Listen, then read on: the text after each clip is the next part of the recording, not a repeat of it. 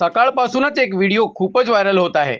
दिवा रेल्वे स्थानकात प्रवाशांचा जीव धोक्यात, बंद दरवाज्यांवर लटकून प्रवास. भाजपच्या दीपेश म्हात्रेंची रेल्वे प्रशासनाकडे आक्रमक मागणी. मध्य रेल्वेवरील दिवा रेल्वे स्थानकात प्रवाशांच्या गर्दीचा प्रश्न पुन्हा एकदा ऐरणीवर आला आहे.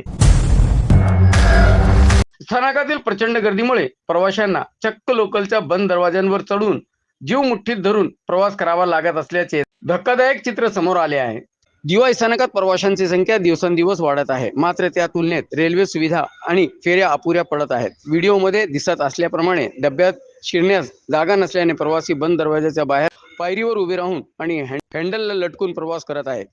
हे केवळ धोकादायक नसून कोणत्याही मोठ्या अपघाताला निमंत्रण देणारे आहे. या गंभीर परिस्थितीची दखल घेत भाजपचे दीपेश म्हात्रे यांनी रेल्वे प्रशासनाला ट्विटद्वारे जवाब विचारला आहे.